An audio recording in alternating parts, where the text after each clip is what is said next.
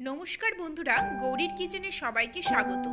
আজকে আমি বানাবো মূলো, শিম, বেগুন, আলু, টমেটো, ধনেপাতা দিয়ে নিরামিষ তরকারি রেসিপি।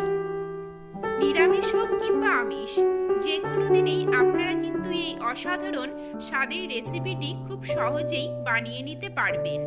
গরম গরম ভাত, রুটি এবং খিচুড়ির সাথে এই রেসিপিটি খেতে দারুণ লাগে। আর আজকে আমি এই রেসিপিটি যেইভাবে বানাবো ঠিক সেইভাবে বানালে এর স্বাদ দেখবেন আপনার বাড়ির প্রত্যেকের মুখে লেগে থাকবে এবং আপনি এইভাবে রান্না করলে আপনার প্রশংসা অবশ্যই করবে।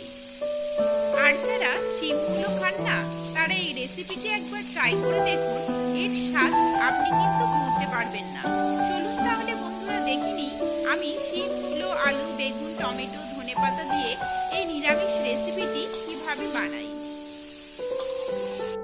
নিরামিষ পদটি বানানোর জন্য আমি এখানে দেখুন দুটো মূলোকে ঠিক এইভাবে পাতলা পাতলা স্লাইস করে লম্বা লম্বা আকারে কেটে নিয়েছি। আর এখানে একটা বেগুন ঠিক এইরকম ছোট ছোট টুকরো করে কেটে নিয়েছি। এখানে নিয়েছি আমি 200 গ্রাম শিম, শিমগুলোকে দু টুকরো করে নিয়েছি। এখানে নিয়েছি 3টে মিডিয়াম সাইজের আলু, আলুগুলোকে ঠিক এইরকম ছোট ছোট টুকরো করে নিয়েছি। 1 টিস্পুন নুন এবং হাফ টিস্পুন হলুদ গুঁড়ো দিয়ে 5 মিনিটের জন্য মেখে রাখতে হবে। কড়াইয়ে দিয়ে দিলাম 2 টেবিল স্পুন তেল। তেলটা গরম হয়ে গেলে একটা টুকরো করে রাখা তেজপাতা, একটা টুকরো করা শুকনো লঙ্কা ফোড়ন দিয়ে দিতে হবে। এগুলো কয়েক সেকেন্ডের জন্য নেড়ে চেড়ে নেব। শুকনো লঙ্কা ভাজার যখন দেখবেন খুব সুন্দর একটি গন্ধ বেরিয়ে আসবে, ঠিক তখন আমরা এর মধ্যে দিয়ে দেব হাফ টিস্পুন পাঁচফোড়ন সম্বার। পাঁচফোড়নগুলো দেখুন ফুটে উঠেছে। এবারে আমরা এর মধ্যে ম্যারিনেট করে রাখা সবজিগুলো দিয়ে দেব। সবজিগুলো ম্যারিনেট করে রাখার ফলে দেখবেন অনেকটা সফট হয়ে আসবে এবং অনেকটা জলও বেরিয়ে আসে। জলটাকে ঝরিয়ে নিয়ে সবজিগুলো কড়াইয়ের মধ্যে দিয়ে দিতে হবে। সবগুলো সবজি দিয়ে দিয়েছি আমি। এবারে ভালোভাবে নেড়ে চেড়ে নিয়ে মিশিয়ে নেব। এই সময় গ্যাসের ফ্লেমটা একদম লো করে দেব। ভালোভাবে মিশিয়ে নিয়ে 5 মিনিটের জন্য ঢাকা দিয়ে রেখে দেব। এতে সবজিগুলো দেখবেন সেদ্ধ হয়ে আসবে অনেকটা এবং ভাজা ভাজাও হয়ে আসবে। আর এই রেসিপিটিতে অবশ্যই কিন্তু পাঁচফোড়ন সম্বার দিতে হবে। পাঁচফোড়নের ফ্লেভার দেখবেন রেসিপিটির মধ্যে খুবই ভালো লাগবে এবং আপনার মুখে এর স্বাদ কিন্তু লেগে থাকবে। 5 মিনিট হয়ে গিয়েছে। দেখুন বন্ধুরা, সবজিগুলো অনেকটা সফট হয়ে এসেছে এবং ভাজা ভাজাও হয়ে এসেছে। সবজিগুলোকে আমি কয়েকবার নেড়ে চেড়ে নিয়ে এর মধ্যে দিয়ে দেব হাফ ইঞ্চি আদা পেস্ট এবং 3টে চেরা কাঁচা লঙ্কা।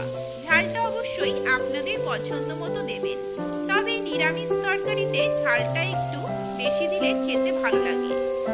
এই রেসিপিটিতে অবশ্যই কাঁচা লঙ্কার ঝালটাই ব্যবহার করবেন, কোনো রকম শুকনো লঙ্কার গুঁড়ো ব্যবহার করবেন না।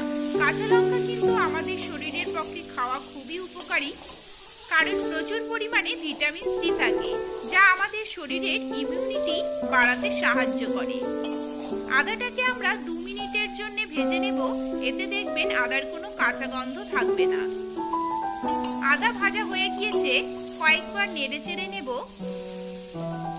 এবারে এর মধ্যে দিয়ে দেব 1 টিস্পুন জিরে গুঁড়ো, হাফ টিস্পুন হলুদ গুঁড়ো, হাফ টিস্পুন ধনে গুঁড়ো, হাফ টিস্পুন নুন।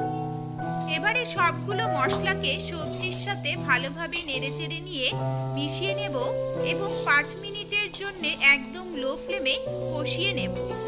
এই সময়ে বাইরে থেকে কোনো জল দেবার প্রয়োজন নেই। তবে হ্যাঁ, আপনাদের যদি মনে হয় মশলাটা কড়াইয়ের নিচে লেগে যাচ্ছে, তাহলে খুবই সামান্য পরিমাণে জল দিতে পারেন। মশলাগুলো খুব ভালোভাবে দেখুন কষানো হয়ে গিয়েছে এবং মশলা ভাজার খুবই সুন্দর একটি গন্ধ বেরিয়ে এসেছে। আমি কয়েকবার নেড়ে চেড়ে নিয়ে এর মধ্যে দিয়ে দেব একটা কুচিয়ে রাখা টমেটো। টমেটোটাকেও সবজিগুলোর সাথে ভালোভাবে মিশিয়ে নিয়ে 2 মিনিটের জন্য কষিয়ে মিশিয়ে নেব। বন্ধুরা, আমার চ্যানেলে খিচুড়ি এবং রুটির রেসিপি রয়েছে। আপনারা চাইলে সেখান থেকে খিচুড়ি এবং রুটির রেসিপি দেখে নিতে পারবেন। এই রেসিপিটি গরম ভাতে যেমন জমে যায়, খিচুড়ি রুটির সাথেও খেতে ভালো লাগে। দিয়ে দিলাম 1 গ্লাস জল। জলটাকে এবারে ভালোভাবে নেড়েচেড়ে মিশিয়ে নিতে হবে, যাতে কড়াইয়ের নিচে কোনো রকম মশলা না লেগে থাকে। ভালোভাবে মিশিয়ে নিয়ে এবারে আমরা মিডিয়াম ফ্লেমে 10 মিনিটের জন্য ঢাকা দিয়ে রেখে দেব।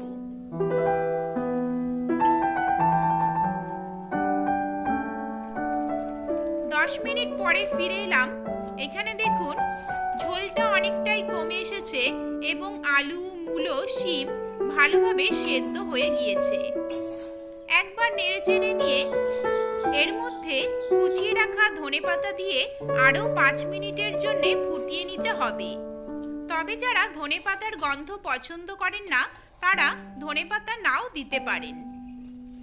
আর যারা পছন্দ করেন, তারা এই শীতকালীন রেসিপিটিতে অবশ্যই ধনেপাতা দেবেন। ধনেপাতা দিলে দেখবেন এই রেসিপিটির স্বাদ বেড়ে আরও দ্বিগুণ হয়ে যাবে। ভালোভাবে নেড়েচেড়ে নিয়ে 5 মিনিটের জন্য ফুটিয়ে নিচ্ছি।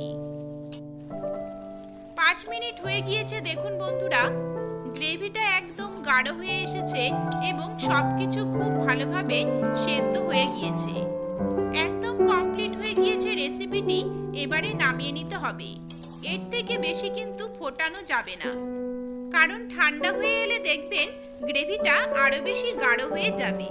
এবারে নামিয়ে নিতে হবে। এই দেখুন বন্ধুরা, একদম রেডি হয়ে গিয়েছে সার্ভ করার জন্য। জাস্ট গরম গরম ভাত বা রুটি, তাহলেই কিন্তু একদম রেডি হয়ে যাবে দুপুর কিংবা রাতের খাবার। তো বন্ধুরা, আজকের এই রেসিপিটি আপনাদের কেমন লেগেছে আমাকে অবশ্যই কমেন্ট করে জানাবেন। ভালো লাগলে আমার চ্যানেলটিকে সাবস্ক্রাইব করে নেবেন, লাইক ও শেয়ার করবেন।